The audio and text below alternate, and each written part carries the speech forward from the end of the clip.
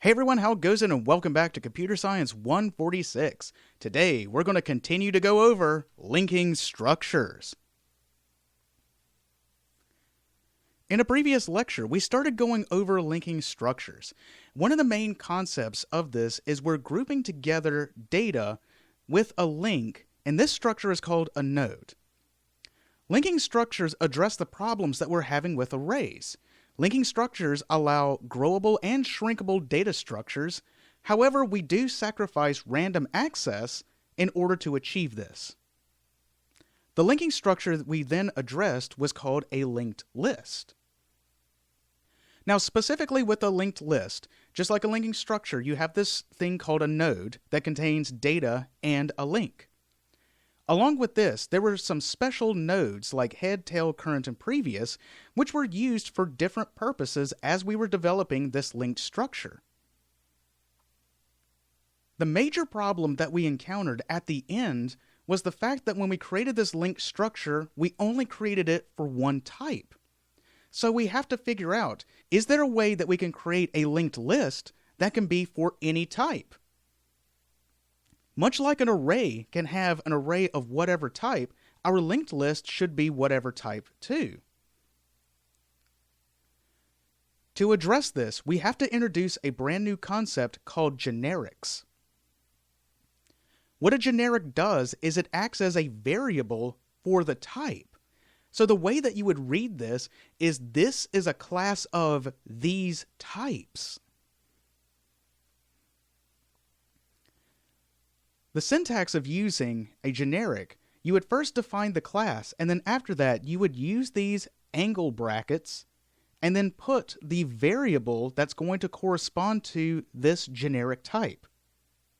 So if we were going to define a generic linked list class, what we would do is set up a public class generic linked list, and inside of the angle brackets, this is the variable t for the type.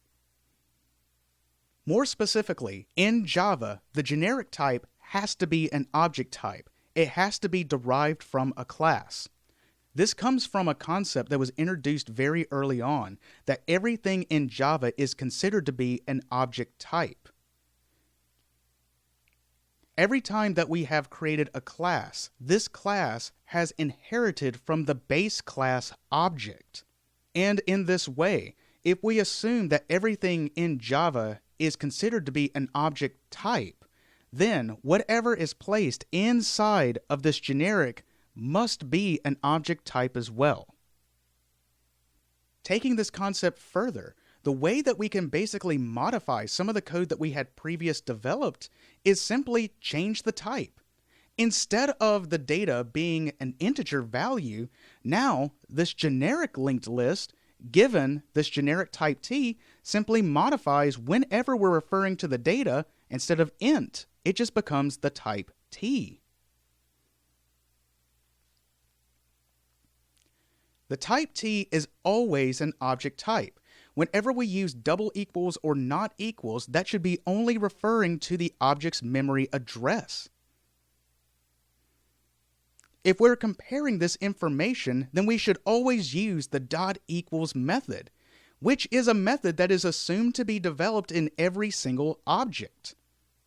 As everything in Java has inherited from the object type, the thing is this dot equals method is already defined inside of the class object. And very similarly, the method toString is defined in every single object as well. It is usually a good idea to override the methods equals and toString and make them specific for that specific type of object. Knowing this now, let's start developing a generic linked list, a linked list that can be any type.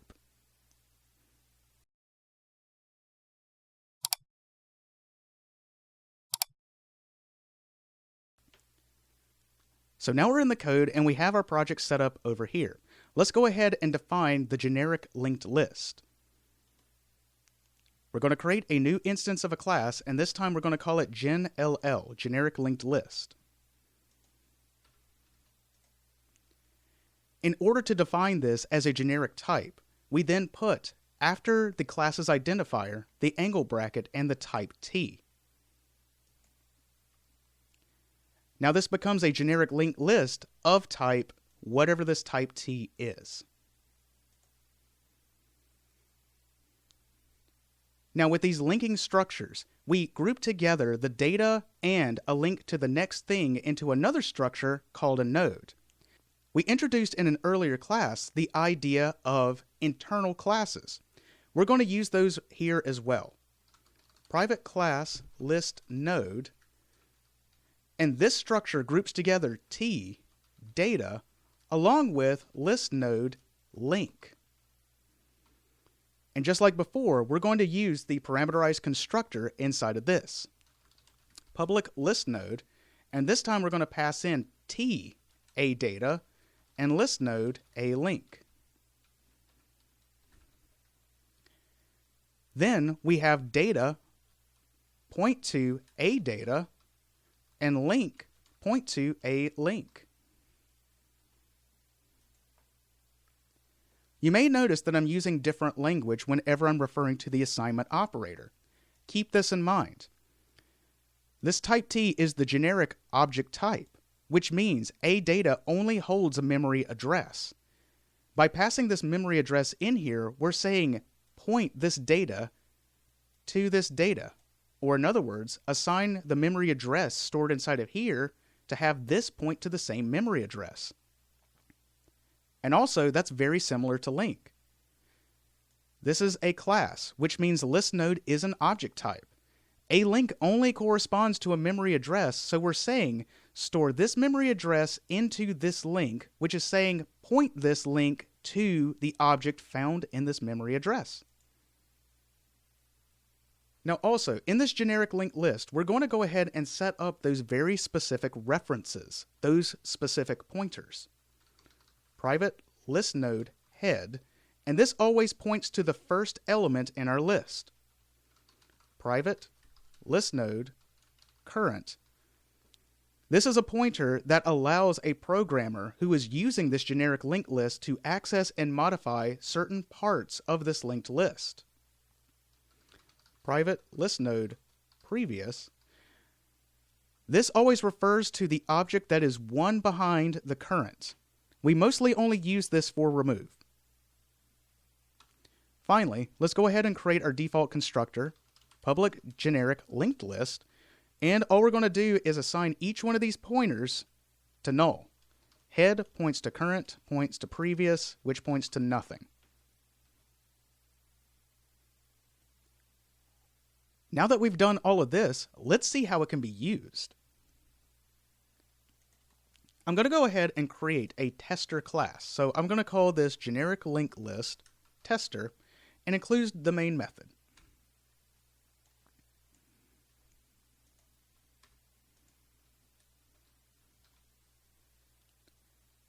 Now let's say that I wanted to create this generic linked list of type integer. First we'll create a generic linked list, and then inside of the angle brackets we'll say what the type of it will be. In this case, we're going to use integer.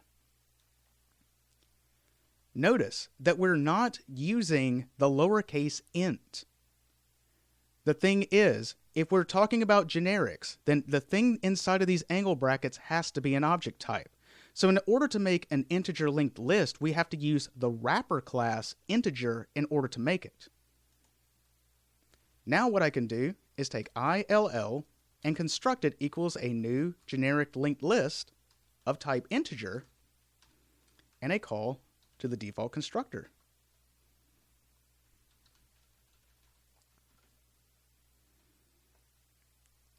And now we've developed an integer linked list.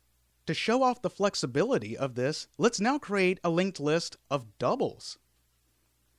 Generic linked list of type double, we'll call it DLL, equals new generic linked list of type double.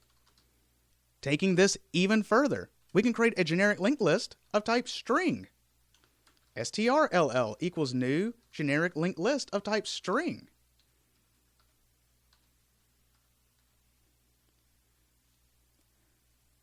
Now granted, we haven't written the functionality inside of this generic linked list, but already from the beginning, you can see that we can have 3 different versions of the exact same code. Only thing that we've done is abstract out what the data type is. So now that we can create these different generic linked lists given these different types, let's start adding the functionality to this. Let's first approach how to add. Before we get to that, let's go over the concept of how we're going to add elements to this linked list.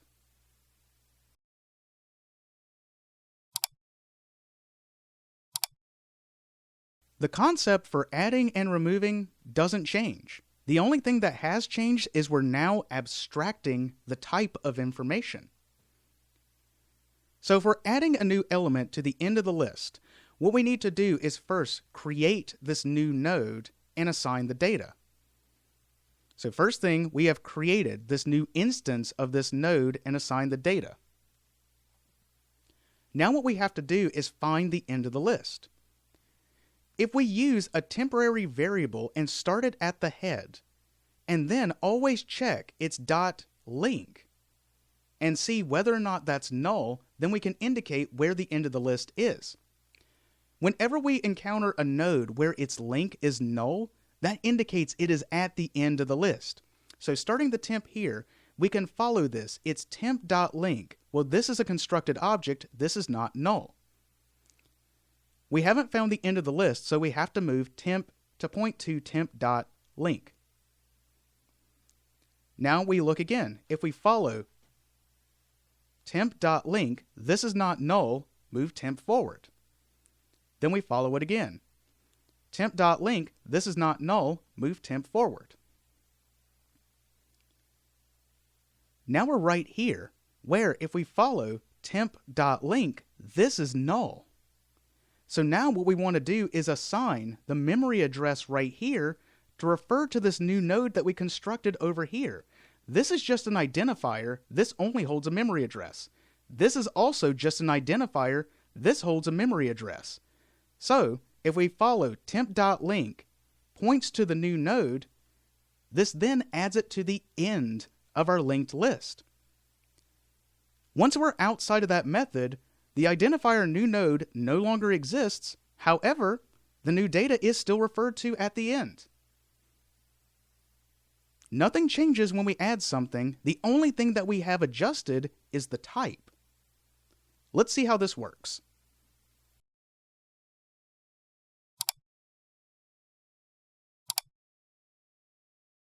Now going back to our code, let's go ahead and create public void add.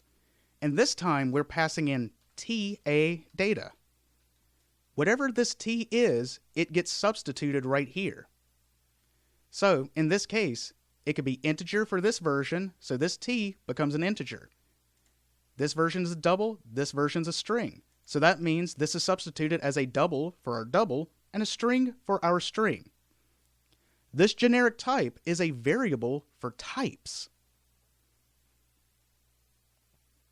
Now the first thing that we do is we construct a new instance of this node because that is the container that holds the data and the link to the next node. List node, new node is equal to new list node, and we pass in a data to be assigned. Since we're assuming that we're adding this to the end of the list, this pointer should be null.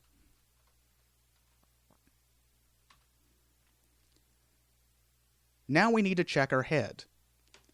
The head is a very specific pointer that always refers to the first element in our list. If we have an empty list, so in other words, if the head is pointing to nothing, then what we should do is point head and current to the new node and return. Once we have constructed this object, what's stored in this identifier is just a memory address. So then the head and the current simply are assigned the memory address that is right here. Once we are outside of this method, this identifier no longer exists, but we still have head and current referring to where it was constructed. Now, if we didn't have an empty list, then we have to find the end of the list. To do that, we're going to create a temp to first point to the memory address that the head is referring to. While temp.link is not equal to null. Whenever we encounter a node where its link is null, we found the end of the list. But if we haven't found the end of the list, then we need to reassign temp to the memory address found in temp.link. Thus, this moves this temporary variable forward in our linked list. Now, once we're outside of this while loop, this indicates that temp.link is equal to null. We then point temp.link to the memory address new node. And thus, this adds this new node to the end of our linked list. In order to move this ahead a little bit, I'm going to go ahead and develop the method print. That way we can see what is being printed out. Public void print. And we're going to approach this in a very similar way that we approached this. What we're going to start out with is a list node temp and have it point to the head. Now, while temp is not equal to null, all we need to do is system.out.println temp.data and then update temp to point to its neighbor, temp.link. Now that we have this, let's test it out. Going over to our tester, we're going to set up a very similar example. For int I is equal to 4, I is greater than or equal to 0, I minus minus.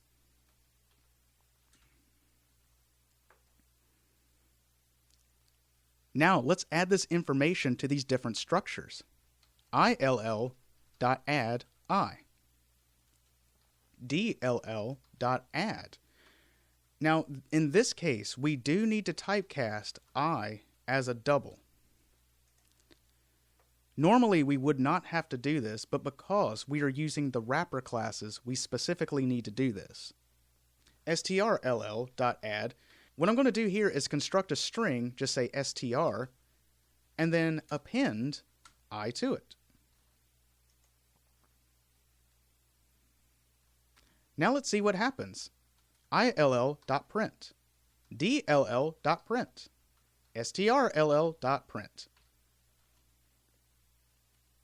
Here are our integers printing out, here are our doubles printing out, and here are the strings printing out. By creating this class generic linked list and then making it generic, what we've done is created this structure that can take on any type. However, the functionality is still the exact same. The functionality does not depend on the type of data. It's still doing the exact same thing. And now, because we're using generics with this, we have the flexibility of creating one data structure that can be any type. Let's develop some more methods for our generic linked list. For instance, let's do that add after current. Once again, the concept does not change. Public void add after current. T, a data.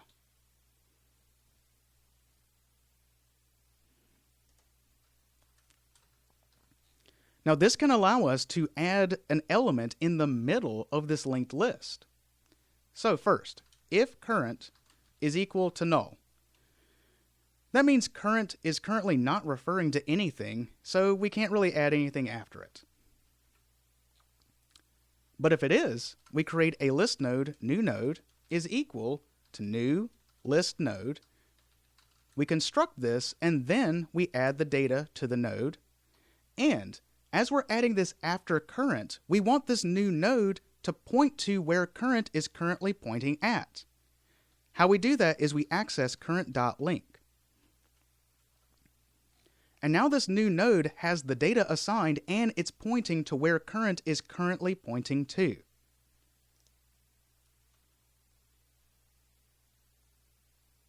After that, we readjust current.link to now point to the new node, and thus we've added this new node after current and still maintain the rest of the list.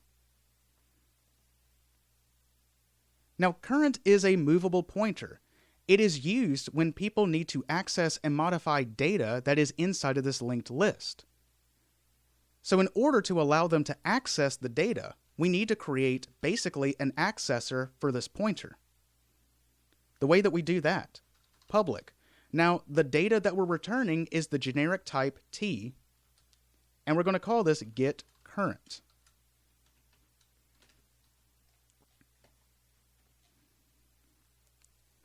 The type T is assumed to be an object type. So if current is equal to null, so it doesn't exist, then we need to return nothing, null. However, if that's not true, we return current.data. Now we need to be able to set the data. Public void set current TA data.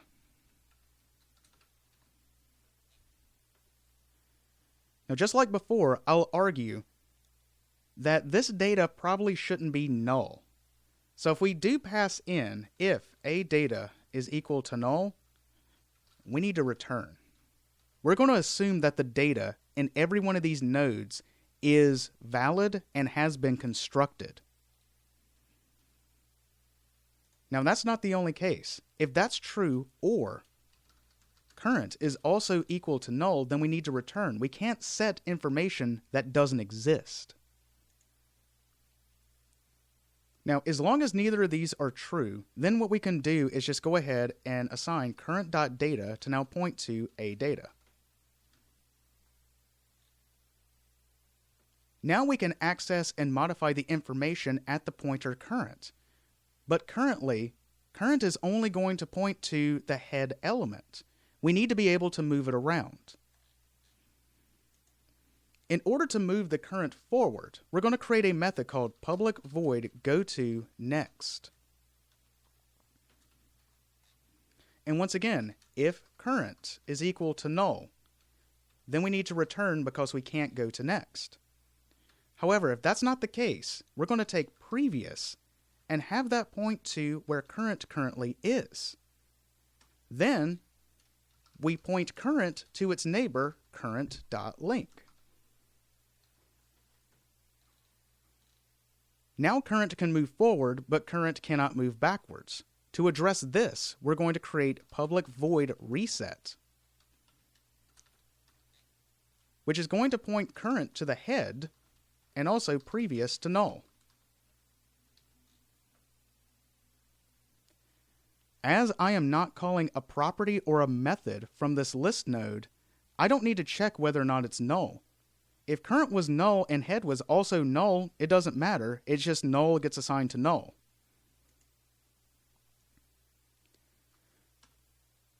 Now also, outside of this, a programmer needs to be able to understand if we have more. So if we're calling goToNext, we need to indicate if we can go to next.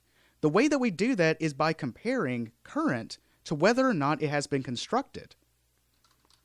Public Boolean has more, and we're just going to return current is not equal to null.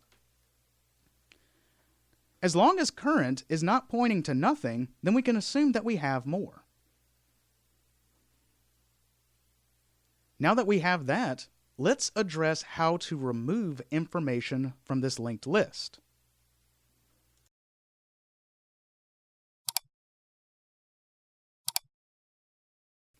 Now let's assume again that we're going to remove whatever current is referring to. The concept for this doesn't change. Now, if it is the head, then all we have to do is move the head pointer forward and also make sure that current is still referring to the new head. If current is not at the head, then all we need to do is skip over the reference.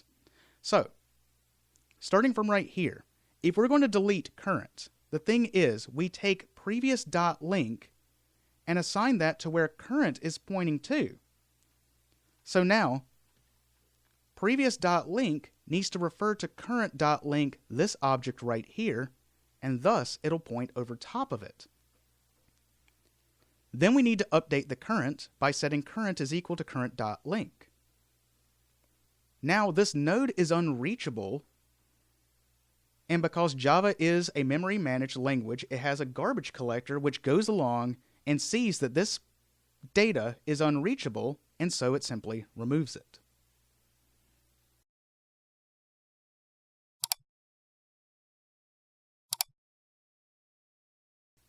Starting right here, public void remove current.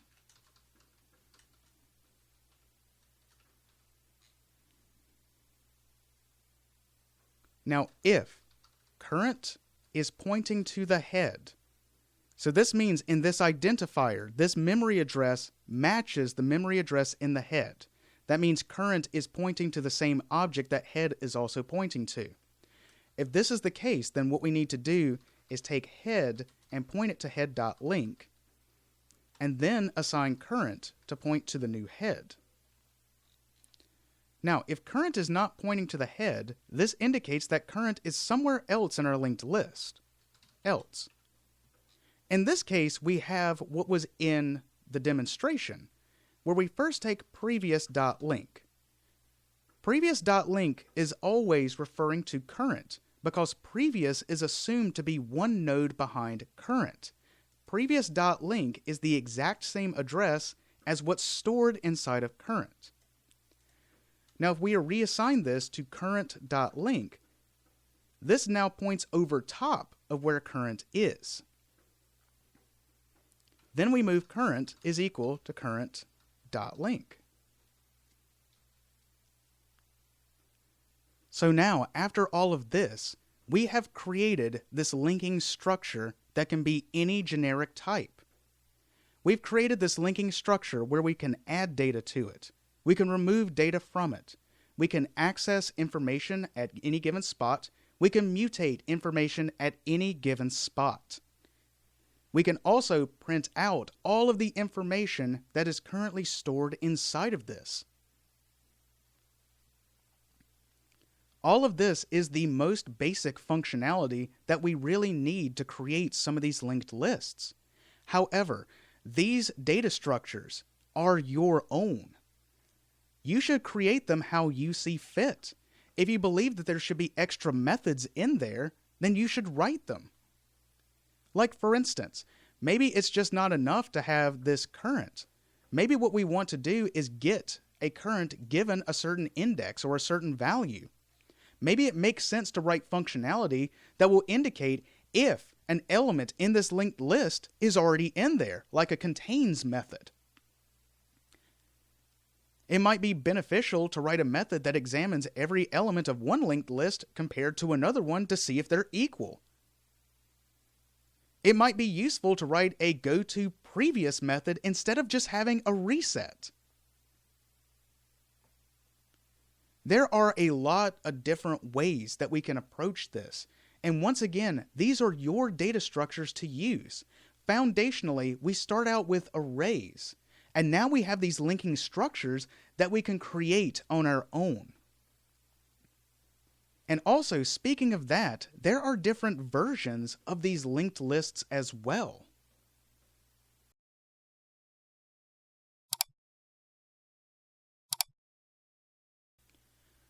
Now, what we have been using so far is called a singly linked list.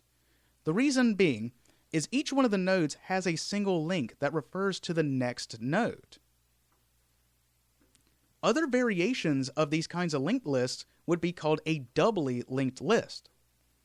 So in a doubly linked list, you would have in each one of the nodes a forward and a previous pointer. In addition to that, you could also create what's called a circular linked list, where the last element always refers to the first. And you can even have a singly and doubly version of those as well. Each one of these has pros and cons. They have trade-offs that we have to be mindful of. That way we are using the most appropriate data structure to address our problems. In the last couple of lectures, we've been addressing linking structures, and more specifically, the linked list. The linked list is really great if you want to have a resizable data structure and you don't really care if you have random access. The array gives you random access but not resizability. Which one is more appropriate for our problem? In future classes, we're going to be using these foundational data structures to make more specific and more advanced versions of data structures. And with all that being said, I'll see you next time.